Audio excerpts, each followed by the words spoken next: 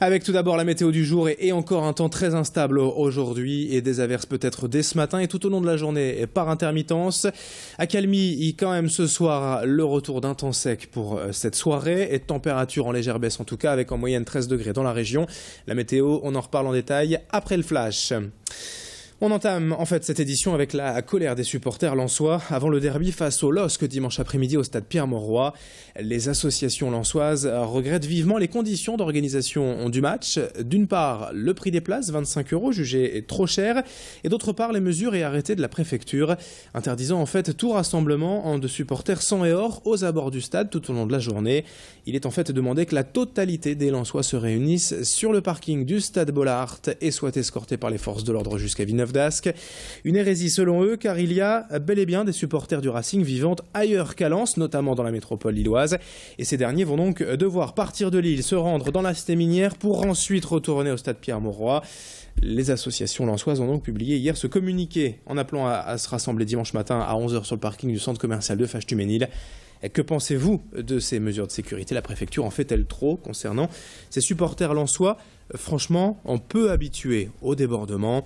C'est notre question du jour Grand Lille TV Métropolis et comme d'habitude, vous nous répondez sur notre site dédié laquestiondujour.net ou via nos Facebook officiels. Autre titre de l'actualité, hier en France, nous avons donc célébré les 70 ans du droit de vote des femmes. C'est en effet le 29 avril 1945 que les femmes ont pu exprimer leur voix lors d'un suffrage. Pour la première fois, il s'agissait, pour la petite histoire, d'élections municipales. L'ordonnance gouvernementale avait été prise un an auparavant, en avril 1944, mais sachez tout de même qu'il a fallu encore attendre un an de plus, en octobre 1946, pour que le principe d'égalité entre hommes et femmes soit inscrit au préambule de la Constitution française.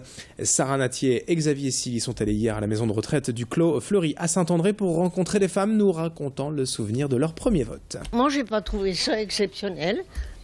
C'est tout à fait normal qu'on nous ait donné le droit de vote. Moi, c'est plus tard, après avoir été mariée, que seulement j'ai commencé à aller voter, tout ça. Enfin, bien sûr, j'ai trouvé que c'était bien. Hein. Il n'y a que depuis 1970 que j'ai voté. J'ai jamais été votée, puis j'avais pas le temps. On est soigné tous les enfants. Peut-être je trouvais ça bien que les femmes avaient autant à dire que les hommes, de leur opinion. Quoi. Mais enfin, moi, personnellement, quand je votais, je demandais le conseil à mon mari. Je pense que la fin de la guerre était plus importante pour nous. 7h33 en direct et on continue sur Grand Lille TV. Et dans le reste de cette édition, on enchaîne avec ces images du chantier des pavés et du Vieux-Lille. Une rénovation entamée hier et prévue pour durer 7 mois. 10 rues au total vont être remises à neuf. Parmi elles, citons les rues de Pas, de Saint-André, de la Grande Chaussée et la rue Esquermoise. L'objectif est en tout de nettoyer les pavés et leurs contours, vous le voyez sur ces images, et en fait de ne refaire le pavement que lorsque cela est nécessaire. Le budget total est tout de même d'1 million d'euros. Les travaux vont être fractionnés rue par rue, à chaque fois pour une durée de 2 à 4 semaines.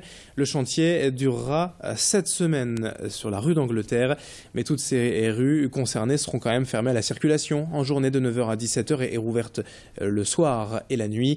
Explication en complémentaire avec l'un des responsables du chantier à la communauté urbaine, au micro hier de nos journalistes. Le travail consiste à dégarnir sur 2 cm le sable. C'est le travail qui est fait actuellement, par pression au Karcher, par pression d'eau.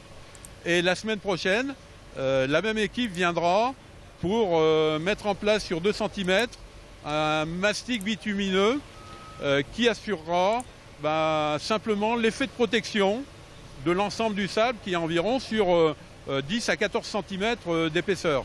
Donc là, on assure une protection du sable de façon à garder le principe des techniques d'origine. C'est sa seule fonction. Allez, dans le reste de cette édition aussi, on termine avec le projet et comme tout le monde lancé en 2011 et abouti en décembre dernier. Son objectif est d'offrir du matériel de communication aux personnes dépendantes et handicapées. Déjà, 5 kits d'aide à la communication ont été distribués, des ordinateurs avec système de poursuite oculaire et des tablettes tactiles, le tout accompagné de divers accessoires pour s'adapter aux besoins des utilisateurs. Le projet, tout de même très coûteux, plus de 40 000 €, a pu voir le jour grâce au financement de la Fondation de France et au travail conjugué d'ergothérapeutes et d'orthophonistes. L'un de ces médecins d'ailleurs nous a reçus chez un bénéficiaire hier pour faire un premier bilan de cette opération et nous présenter ses technologies. On l'écoute au micro de Rémi Pem. Le défilement, c'est un système où toutes les fonctions de l'ordinateur, où les lettres ou les phrases défilent et la personne clique sur un petit bouton qui s'appelle un contacteur qui est positionné à un endroit de son corps où il a une motricité fonctionnelle qui lui permet de valider en fait soit la phrase, soit la lettre, soit le mot, soit la fonction de l'ordinateur. C'est comme une souris, c'est le même principe qu'une souris, sauf que au lieu de l'actionner avec sa main, c'est les yeux qui sont détectés par un appareil qui s'appelle une poursuite oculaire qui permet de contrôler l'ordinateur avec ses yeux. Allez, fin de ce journal. Dans un instant, à suivre la météo et l'infotrafic sur Grande Île TV. 7h36, on est en direct. Très bon réveil à toutes et à tous.